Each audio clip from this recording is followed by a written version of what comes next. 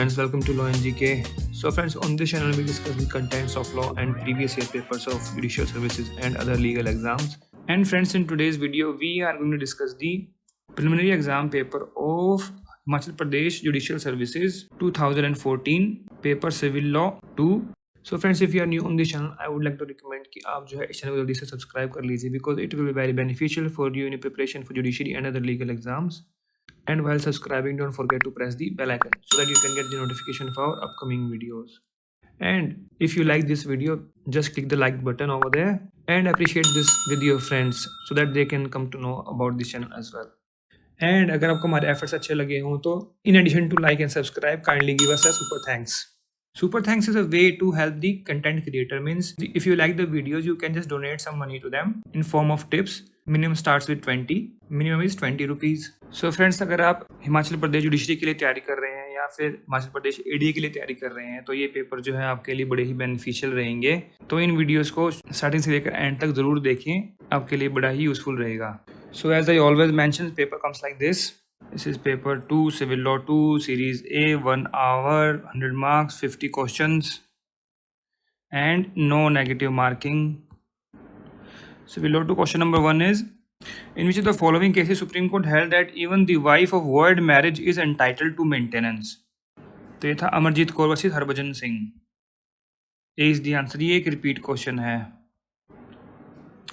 Next is to find correct answer using codes given below.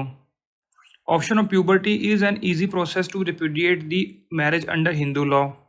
ये भी ठीक है. फिर is not easy process to repudiate the marriage under Muslim law. ये भी ठीक है, दोनों करेक्ट हैं. A and R. B is the answer. Next is 3. अब assertion है, ये श्रुति है. Shrutis and Smritis forms greatest treasure house of Hinduism. ये बिल्कुल ठीक है. फिर Shrutis and Smritis are considered immemorial, timeless and eternal.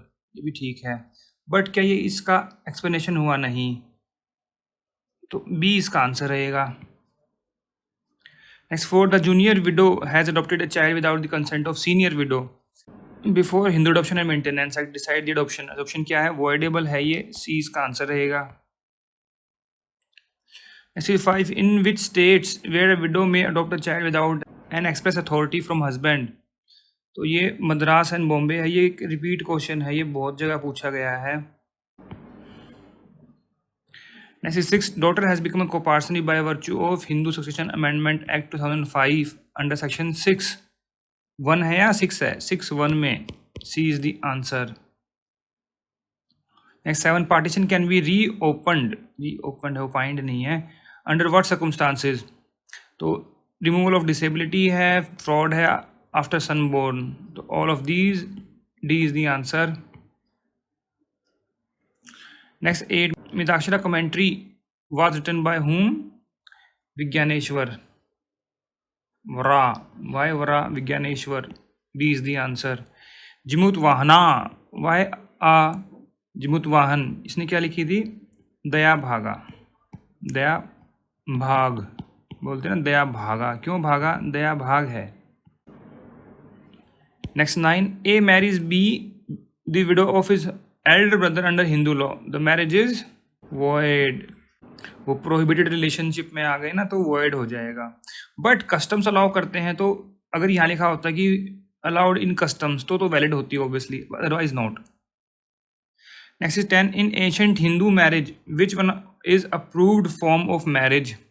और देखिए एक क्वेश्चन हमने पहले भी देखा था, एक ऐसा कि भाई हिंदू शास्त्रों के अकॉर्डिंग कौन सी मैरिज वैलिड है, तो वो भी जो है कंट्रोवर्शियल क्वेश्चन था.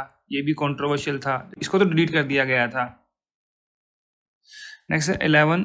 ए contract may be vitiated by fraud, frustration, mistake, undue influence. All are correct. D is the answer. Fraud कहाँ पर सेक्शन है, ये 17. मिस्टेक कहाँ पर है, 20, 21, 22. फिर ये अनड्यू इन्फ्लुएंस है 16 में. Frustration, doctrine of frustration, section 56 contract act. Next 12. Essential of valid contract is meeting of mind. तो क्या बोलते हैं, कंसेंसस एड इडम, है ना. तो ए इसका आंसर रहेगा. Next 13. Tender is an invitation to offer. B is the answer.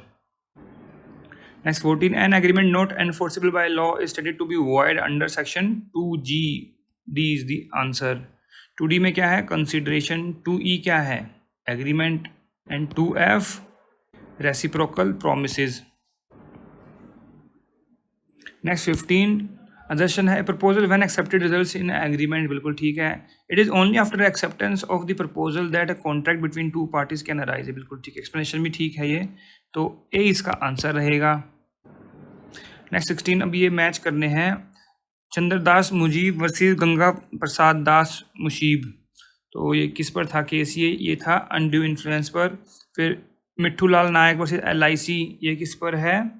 Fraud पर। फिर सत्यवर्ती मुगनीराम भंगूर, ये है फ्रस्ट्रेशन पर। जगत बंधु चटर्जी वर्सेस नीलमा रानी, ये है वेवर पर। तो क्या बनना है इसका? BADC। तो यहाँ देखिए इसको ये वाले जो है ना इधर ऊपर लिख दिया इस बारी, तो BADC हो गया, तो ए इसका आंसर है।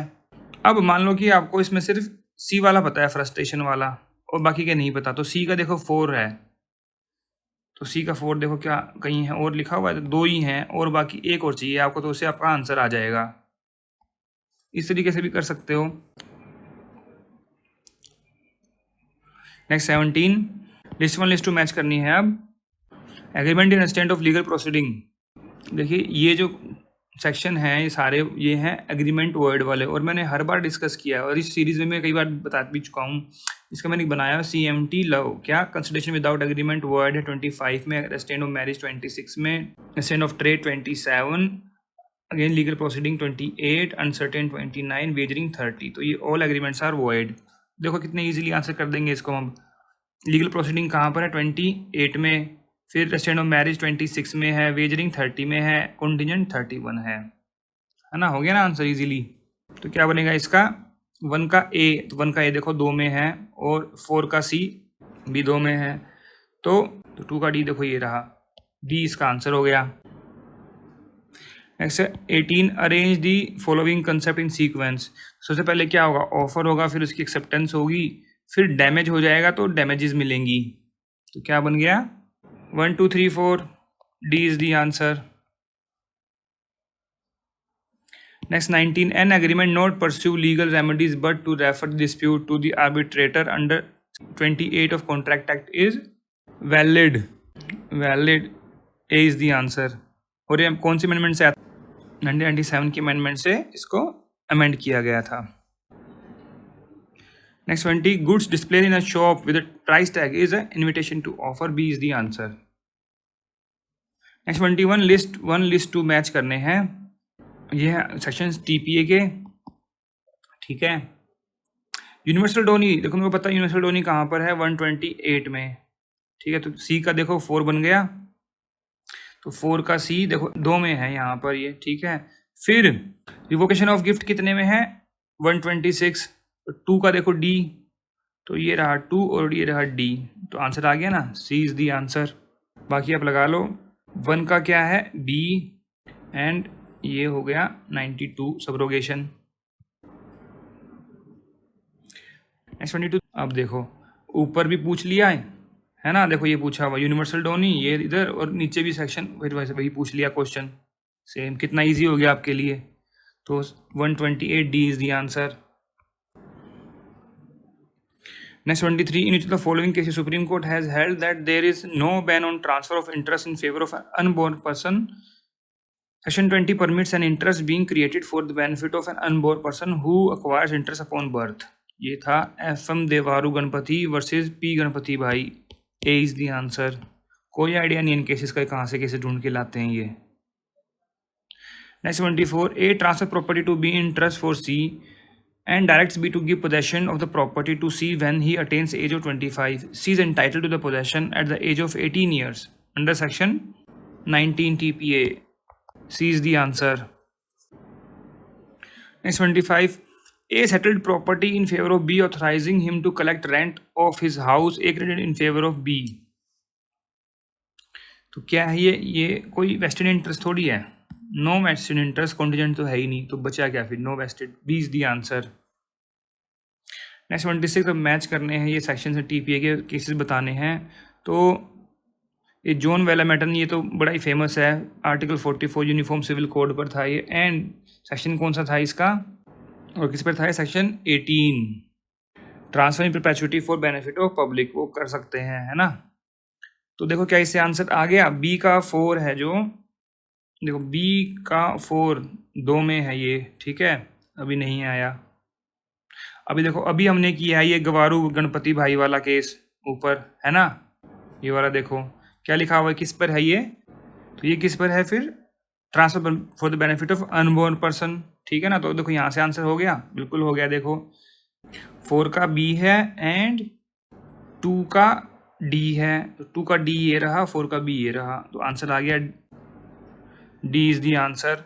अब आगे देख लो, ये कामराज वाला केस किस पर है, रूल अगेंस्ट परपेचुइटी पर, और फिर क्या बच गया, ये Kokilambal versus N Raman section 19 vested interest पर, डी इसका आंसर रहेगा। Next 27, a gift was made by Hindu to his grandson K, who was in existence at the date of the gift, and S grandson who might be born after the date of the gift, and P is born in fact after the date of the gift. Who will have the capacity to take the gift? जो present है वही ले पाएगा, future gift तो word होता है, तो B is the answer, के को मिलेगा जो कि एग्जिस्टेंस में है। Next 28, in section 6 clause D D was added. अब देखो ये जो डी डी वाला है ये क्या था, राइट टू फ्यूचर मेंटेनेंस वाला, कब ऐड किया गया था, बाय एक्ट 20 ऑफ 1929। तो ये देखो amending act 20 of 1929, B is the answer. Next 29, where the property of a deceased Mohammedan was inherited by ABC grandsons and W1 and ex-daughter. The grandson took the possession of whole property, entered in it their own name in the Khatoni register, and 2 years later mortgaged it. The daughter first heard of the mortgage when the mortgagee brought the property to sale, and although it does not appear that they had husbands to protect their interest, there was held, क्या आगे का क्या question कहाँ है, ये तो मतलब इन्होंने फैक्ट बता दिया, क्वेश्चन कहाँ है, क्वेश्चन तो पूछना भूल ही गई है, ऑप्शंस लिख दिए बस। तो क्या होगा ये, बार्ड बाय 41 क्या है, ट्रांसफर बाय ऑब्स्टेंसिबल ओनर, है ना, डी इसका आंसर दिया गया था। Next study the amendments made the amending act both under the TP as well as registration act to even unregistered documents for the purpose of section 53A has now been withdrawn by amendments made by the Registration and Other Related Laws Amendment Act 2001, which has came into force with effect from 24 September 2001. D is the answer. Next 31, the Limitation Amendment Act came with the effect from the date 26 March 1969. C is the answer. अब देखिए क्या निकाल लेंगे ऐसे amendments का पूछ के, मतलब इट फ्रस्ट्रेट्स मी अलॉट कि भाई एक्चुअली में ऐसे क्वेश्चन पूछते हैं, भाई अमेंडमेंट कब से आई, क्या भाई प्रोविजन पूछो, भाई जब नॉलेज मिलनी है, अमेंडमेंट आई कब आई, नहीं आई, हाउ डज इट मैटर। अगला भी देख लो कि सिक्किम में कब एक्सटेंड हुआ था, केम इनटू फोर्स, तो ये 84 में हुआ था, ये 24 अगस्त को। These questions are totally relevant, C is the answer. Next 33, on the third law commission recommendation limitation bill was introduced Lok Sabha on December 1960, but it lapsed on account of the dissolution of the Lok Sabha. It was again introduced in the Parliament in the year 1962. फिर 1963 में जो है ये पास कर दिया गया था, D इसका आंसर रहेगा। नेक्स्ट 34, मैच करना है लिस्ट को। Effect of acknowledgement in writing section 18 है, continuing wrong that is section 22, फिर acquisition of easement by prescription ये 25 है, कंप्यूटेशन ऑफ टाइम सेक्शन 24। तो क्या बन गया देखिए, इसमें 1 2 3 ये लिख दिए हैं, तो 1 का है डी, 2 का सी, फिर A B, A is the answer. Next 35, list को मैच करना है फिर से। सेक्शन 5 लिमिटेशन एक्ट, तो देखिए ये क्या कर रहे हैं ना, ये 1 2 3 ऊपर लिख रहे हैं इस बारी, तो हम यहाँ से करते हैं, ठीक है ना। When the code close on period expired section 4 है। Disability of one of several persons ये सेक्शन 7 है, फिर कंडोनेशन ऑफ डिले सेक्शन 5 है, बार ऑफ लिमिटेशन 3 है, तो क्या बन गया इसका, सी डी ए बी, तो सी डी ए बी ये रहा, C is the answer. Next 36, limitation period from date of ex parte decree is, but ex parte decree क्या सेटिस्फाइड कराने के लिए व्हाट 30 डेज का है, डी इज़ दी आंसर। पूरा लिखते नहीं है, फिर क्वेश्चन पूछ लेंगे, सोचेंगे कि हमने पेपर डिफिकल्ट बना दिया। अरे क्वेश्चन तो ढंग से पूछ लो कम से कम। और ये काम मेंशन किया गया, ये मेंशन किया गया है article 123 of schedule of limitation act में। नेक्स्ट 137 मैच करना है फिर से, बताने ये केसेस हैं और ये सेक्शंस के प्रोविजंस हैं, तो कि कौन सा केस कौन से प्रोविजन पर है ये मैच करना है। देखो मेरे को इसमें एक तिलक राम वर्सेस नथु, ये किस पर, एक्नॉलेजमेंट पर। तो 3 का देखो बी है, तो 3 का बी देखो ये रहा, और एक में ही है, देखो यहीं से आंसर आ गया मेरा, तो है ना। तो 1 का है ये सी, एक्सक्लूजन ऑफ टाइम, कौन सा केस है, state of Uttar Pradesh versus Maharaja Narayan. फिर 2 का है डी, दर्शन सिंह वर्सेस गुरदीप सिंह, ये हो गया। फिर एडवर्स पोजेशन, कृष्णा मथुर सेलतूर, ए इसका आंसर रहेगा।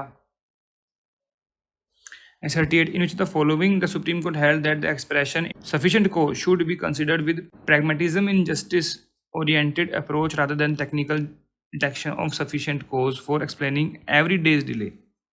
पेरा state of Delhi versus Ahmad Jan, तो 20 का आंसर रहेगा।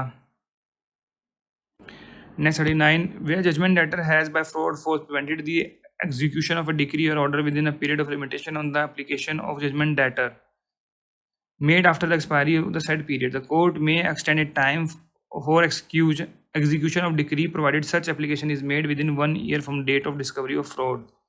का मेंशन किया गया है सेक्शन 17(2) ऑफ लिमिटेशन एक्ट। देखो अभी ऑप्शन ही गलत है और ये 1 यहाँ पर गलत लगा दिया है, ये टीपी एक्ट लिख दे पाओ, टीपी एक्ट तो ट्रांसफर प्रॉपर्टी एक्ट हो गया, लेकिन क्वेश्चन पूछ रहे हैं ये लिमिटेशन एक्ट का, क्वेश्चन ही गलत है। ऐसे फ्रॉड के बारे में कहाँ बात की गई, लिमिटेशन एक्ट में सेक्शन 17 में, और सब सेक्शन 2 में लिखा हुआ, जो ऊपर लिखा हुआ है। ये आंसर वैसे इसका ए होना चाहिए, बट ये ऑप्शंस गलत बना दिए।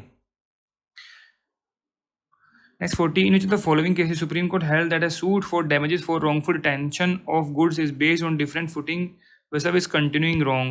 The period of limitation would run from time when property is wrongfully taken. तो ये केस था Shankar Dostidar versus Banjula Dostidar, A is the answer. Next 41, under HP Urban Land Control Act, which court has the power to transfer proceedings? High Court, B is the answer. और ये कहाँ mention किया गया है, ये मेंशन किया गया section 28 of HP urban land control act में। Next 42, under which of the following section the residential building converted into non residential building. Section है 12, सी इज दी आंसर। और किसके पास पावर है, कंट्रोलर के पास, ये भी पूछते हैं, with written permission of controller. Next 43, every landlord shall be bound to keep the building or rented land in good and tenable repair। Section कौन सा है ये, 13 है, बट सबसेक्शन कौन सा, 1 में ही लिखा हुआ है, B is the answer. Next 44, how many schedules are there in Urban Land Control Act? 2 schedules are there, B is the answer. Schedule 1 क्या है, जहाँ पर टेनेंट हैं उनके वो लिखे जाएंगे कौन कौन टेनेंट है, as per section 2J, that is Schedule 1। Schedule 2 कौन सा है, फॉर्म है ये समन्स का, as per section 16। Next 45, the landlord shall not claim or receive any premium or other like sum in addition to fair rent or any rent in excess of such fair rent, but the landlord may stipulate for and receive in advance an amount not exceeding 1 month rent provided under।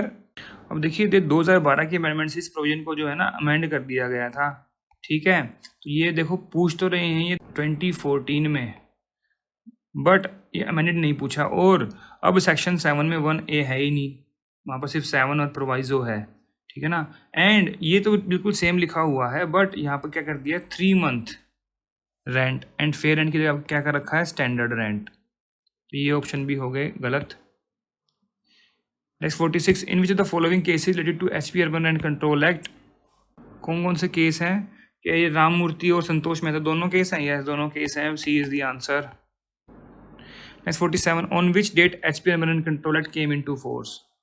Came into force कब हुआ था, ये 17 नवंबर 1971, और ये section 1 के sub section 3 में लिखा हुआ है, ये इसका आंसर रहेगा। नेक्स्ट 48, मैच करने हैं सेक्शंस। टेनेंट की डेफिनेशन कहाँ पर है, 2J में है ये, तो 2J इसमें है ही नहीं, बताओ। ये है 2J, और 2H क्या है, रेजिडेंशियल बिल्डिंग है ये, यहाँ पर स्केड्यूल बिल्डिंग लिखा हुआ है, स्केड्यूल बिल्डिंग ही नहीं है, मेरे को लग रहा है कि इन्होंने पुराने एक्ट से उठा के क्वेश्चन यहाँ पूछ लिया है, पता नहीं क्या करते हैं ये लोग। सेक्शन 23 क्या है, सेविंग्स हैं ये तो, savings to accept of rent and forfeiture of rent और डिपॉजिट। एंड 16 क्या है, स्पेशल प्रोसीजर, ये पता नहीं कौन से सेक्शन पूछ लिए इन्होंने, टेनेंट बिल्डिंग वाले है तो HP urban rent control act 1987 से पूछना चाहिए, क्वेश्चन ही गलत बना रखा है। आई थिंक इन्होंने 1971 वाले एक्ट से पूछ लिया क्वेश्चन ये। 49, अब देखो क्या पूछ रहे हैं, HP urban rent control act 1971, तो हमारे लिए कैसे रेलेवेंट है बताओ अभी। Prescribe penalty for contravention of the provision under section 10, 11, 12, 24 of 1971, तो कहाँ पर था बताओ। तो नए एक्ट में तो 1987 वाले में कहाँ पर, सेक्शन 30 में है, उसमें 25 में थे ये, क्या क्वेश्चन पूछ रहे हैं। Next 50 under which section of HP urban rent control act 1987, power to summon and enforce attendance of witness, section है 25, सी इज द आंसर।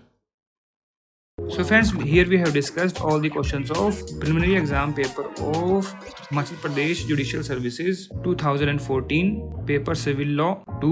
अगर आपको इसमें कोई कमी लगी हो, कोई सजेशंस हो, कोई एडवाइस हो, तो आप कमेंट सेक्शन में जाकर भी लिख सकते हैं। We always appreciate your comments and feedback. And friends, if you like the efforts, kindly give a super thanks. Super thanks is a way to help the content creator. Means if you like the videos, you can just donate some money to them in form of tips. Minimum starts with 20. Minimum is 20 rupees. And अगर आपको video अच्छी लगी इसको जरूर like कीजिएगा and don't forget to subscribe our channel and while subscribing don't forget to press the bell icon so that you can get the notification of our upcoming videos. So friends, thanks very much for watching this video. Thank you.